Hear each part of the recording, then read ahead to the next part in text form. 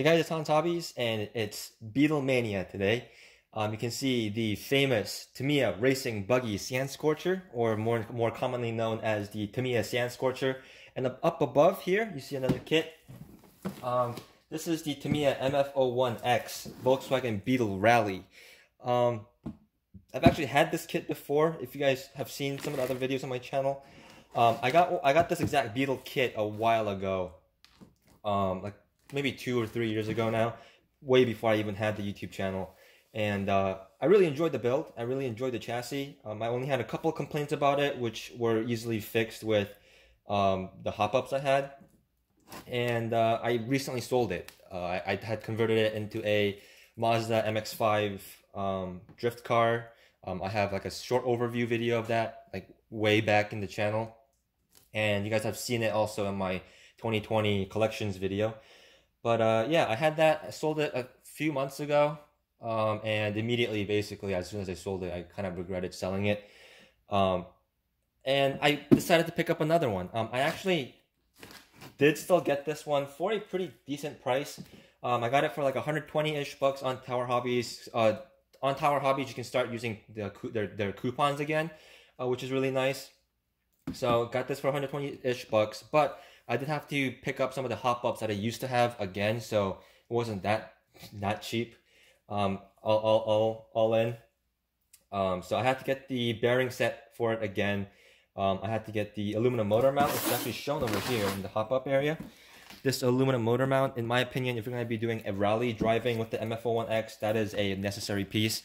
The plastic motor mount just won't handle even like jumping or like driving up at speed up the ledge of your driveway or anything. Yeah, this is pretty much a necessary piece on this, in my opinion. So I had to get another one of those. So that's like 15 bucks for bearings, and then like 20 something bucks, 25 bucks for that aluminum motor mount. And then one of the hop-ups that I really liked on my old one, I can't even get anymore because I guess it's discontinued. I can't find them anywhere. I had like a titanium screw set or something like that for the steering pin screws. It's like a low friction screw, and it's like hardened, so it's like really nice. Don't have that anymore, so that's kind of a bummer, and that's kind of annoying. But it's just how it is. You know, you live, you laugh, you have regrets, and then you die. But while we're breathing, at least we can still enjoy some of these kits, even if we have to get them again. This time I am going to be actually keeping it as a Beetle. The original Beetle Rally I originally got to make into a low-ride pumpkin 4x4, but that project kind of went by the wayside because there were a couple fitment issues, like the battery tray wouldn't fit, so that I kind of gave up on that project. And then the original body that I had for this is actually what's sitting on my blue MO2 Beetle. The original body for that is well beat up. I used it as like a basher body for my Stampede way back in the day when I was a kid. So that original MO2 body was beat up. So I used this kit to restore the MO2. And then I was searching for bodies for this thing. And, you know, a lot of different bodies came and went. I had a Scion XB body on it from HPI before. And then, obviously, I sold it with the Mazda MX-5 body. But this time, it is going to stay the Beetle Rally. I actually still have some of these extra rally parts. So if they break, I have replacements, I guess. But if you guys have never seen this kit before, it does come in a couple different versions. There is a Mercedes-Benz G-Wagon version, Cabriolet. There is a Jimny version, which was the original one. There's this Beetle one. And then most recently, they have a Ford Escort, I think, a rally version, which is also pretty cool. That one comes with a pre-painted body, I think. I think that one's pre-painted in white. But this body is clear. And the Ford Rally version does look really cool, but I'm actually a really big fan of Volkswagens and big fan of Beetles in particular, so this is the one that really speaks to me, and it's also the cheapest one you can get. I don't know why, but it is. So we'll open it up. Once it's built, obviously the kit is going to be all parts, but once it's built, that's basically what it should look like. It's a four-wheel drive chassis, pretty unique looking, and I actually really like the design of this. The only complaint I have about this design is the fact that the servo is kind of hard to get to because it's really buried in there. But other than that, it's a really easy kit to work on, and just pretty nice to drive. The rear motor mount setup is also pretty unique for an all-wheel drive chassis, but that kind of makes it more realistic to a Beetle, I think. Not that a real Beetle is four-wheel drive, but you get the point.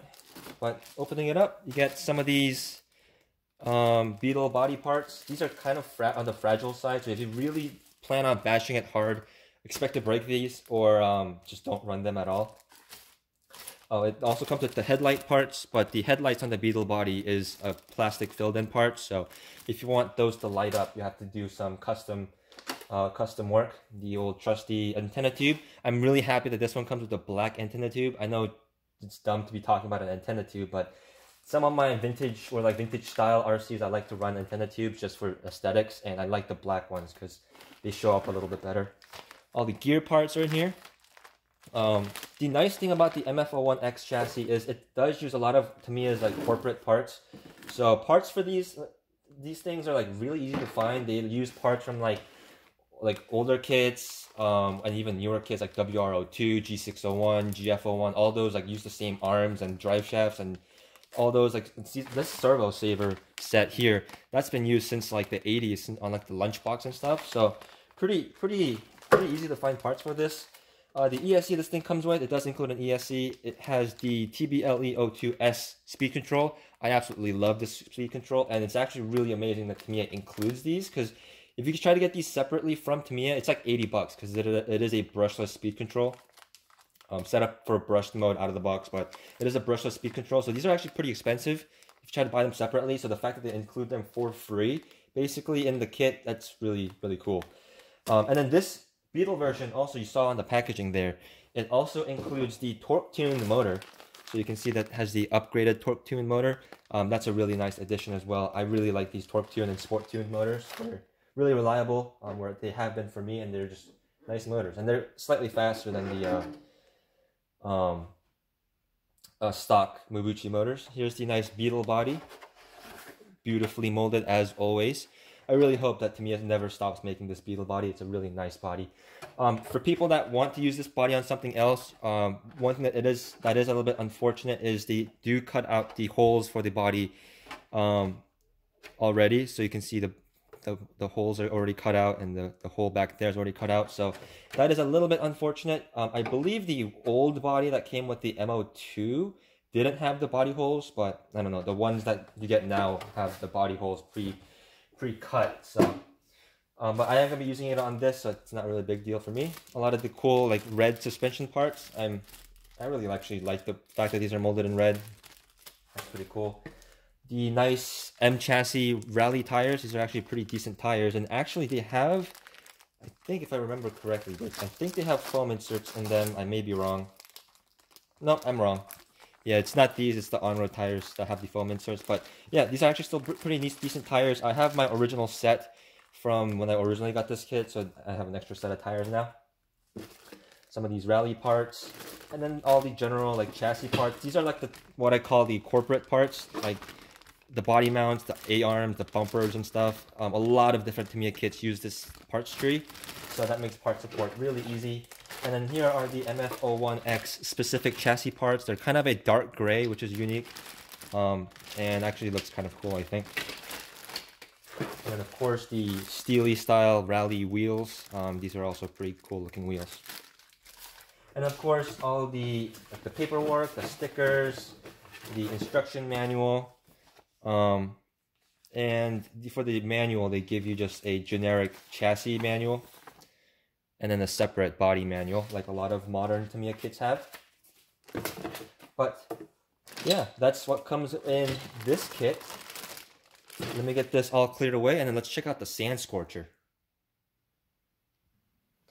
So here we have the Tamiya Sand Scorcher, the legendary Sand Scorcher. Obviously a much larger box, which actually is fitting because this thing is quite expensive. So they give you a bigger box, so you feel like you're getting what you paid for, I suppose. But really nice classic box art. I really miss the Tamiya box arts. I really wish that they would keep doing box arts, but I get it. It's expensive to do these box arts and stuff, hire artists and stuff like that. It's a lot easier these days to just take photos. But it does look really nice. This is the 2010 re-release version, as you can see right here, 2010. And what's funny is 2010 is already starting to get pretty old. This thing is like 10 years old now, 11 years old now almost. And that's pretty interesting because I actually bought this for myself for my birthday as an early birthday present for myself. And I will be turning 24, and in 2021 this thing is actually 42. So kind of invert the numbers there, and I don't know, maybe a forced fit with the relation, but I think it's cool. Love taking these plastic wraps off. Not very good for the environment, but still satisfying nonetheless. But yeah, amazing box art. This one does say it includes a electronic speed controller, which is nice instead of the old MSC. Some of the box art here, nice. The classic Tamiya like diagram. That's really cool. Some of the extra visuals for like getting the paint scheme set up properly. Most more box art. Special racing buggy chassis, the SRB chassis. They have this chassis in 2 other versions currently. I think they have the Super Champ, I think it's called, and then the Fighting Buggy or Fighter Buggy or something like that. It's like the more dune buggy style instead of the Baja Bug style. And then they also used to have, like, for the vintage kits, they used to have the Blazing Blazer, I think was based on this, and then the original Ford F-150 Ranger, the one with the Blackfoot body on it. I think those are this chassis too. But again, I'm a big fan of Beetles, so decided to get this Beetle. So opening it up, this is almost as exciting, or as exciting actually, as opening up my Clodbuster last year. And this is actually pretty special because look at that. Look how gorgeous that looks. Just absolutely phenomenal. They really went super retro with this, with all the old blister packs. They don't do the blister packs anymore, but with this kit, they went to the effort of doing the blister packs. You can see the molded gear case. This is like the aluminum, like pot metal, or is it aluminum? I think it's aluminum, but metal gear case, the tires, the little drive shaft. That's really, really cool. TBLEO2S speed control again, one of my favorite speed controls, like I said. Some of the more metal parts, suspension parts, all molded in metal. Mabuchi motor in here, really, really nice. Oh, it also looks like it gives you the wheel adapters in metal as well. That I didn't expect that, but that's really nice. Also comes with full ball bearings, which for the price of this buggy, definitely should be including ball bearings. I'd be actually insulted if they didn't, but I actually didn't get this. I actually got this this buggy for a pretty decent price. I think it was like $320-ish on Tower Hobbies. So really, really good price for it. I don't think I would have paid much more than that for it. A lot of other places sell it for like $500. I don't think I'd pay $500 for this. Not that nostalgic for me, because of course I wasn't around in 1979 when this thing came out. But yeah, this is the new battery hold down like thing, because they want you to use their like lithium iron phosphate batteries, but those are really hard to come by and not that great in my opinion, performance wise. So I'll probably just run a regular LiPo in here or try to modify it to fit a nickel metal pack, but they do give you that foam spacer. The wheels that I've seen before with the Hornet, the same type of wheels, beadlock wheels. Some of the body parts, driver and the front of the Beetle and all that. I'm trying to put this stuff all back in the way it came because I do want to take pictures of this for myself. Over here we have, of course, the Beetle body. This Beetle body is technically the same thing as the one that comes on the Blitzer Beetle and the Monster Beetle, but there are a couple differences between all the Beetle bodies. Like this one has the holes up here pre-drilled because it does use these holes, whereas the Blitzer Beetle and the Monster Beetle bodies have a hole over here for the body mount. So that is a little bit of trivia difference. But if you look on the Monster Beetle body, it actually underneath has the indents to make these holes. So if you ever want to use a Monster Beetle body like I plan to do, as a beater body, you can drill those holes out yourself. So I have a pretty cool paint job in my opinion planned for this, pretty special paint job. So pretty cool. The windshield and the windows and stuff. This is the original style with the Sand Scorcher, where it doesn't have the rear window. The Monster Beetle and the Blitzer Beetle were supposed to have the rear windows, but when they did the re-release, they just made this one mold, so none of them have rear windows anymore, which kind of sucks, but also it's not that big of a deal, I think. There's that cool clear electronics bay tray and like the gear covers and stuff. And then, of course, the rear cage, which is in plastic. People do make this in metal, but I'm going to use the plastic one, I guess, until it breaks, because it's fine. And then another cool thing is, when you take all that stuff out, inside the box is a cool little special racing buggy like graphic in there, insert. So, pretty cool. Oh, it comes out like the, yeah, there we go. So that's pretty neat. Down here, it looks like we get the instruction manual, and you get an actual Sand Scorcher manual with this, which is very, very nice. And then over here, we do get those famous Sand Scorcher stickers, and it has a couple corrections for the instruction manual included in there, so that's pretty interesting. And then over here, we have another cool little box. A little package here with all the action shots of the Sand Scorcher. That looks very cool. Even the re-release, look at that, Tamiya, really quality, just looks fantastic. This does have tape on it, so I gotta undo the tape. I don't have a knife with me, unfortunately.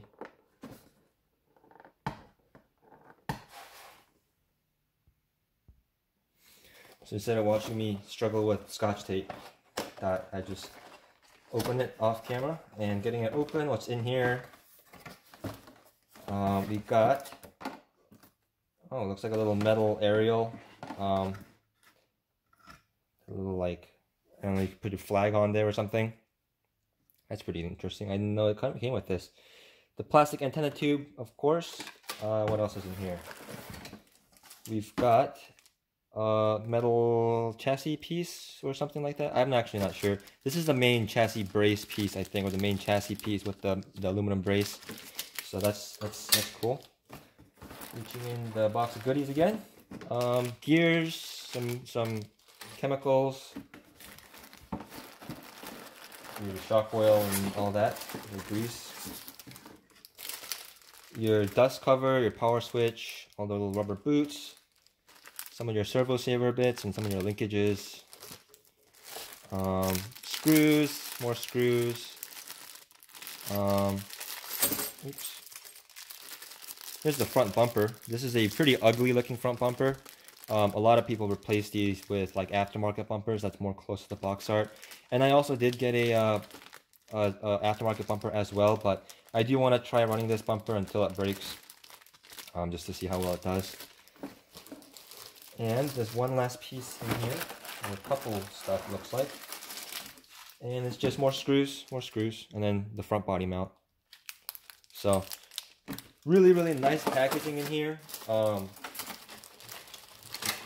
For anyone that had these in the 80s, it's definitely going to be really, really nostalgic and going to be really special and really cool. For me personally, since obviously I didn't exist in 1979 or in the 80s,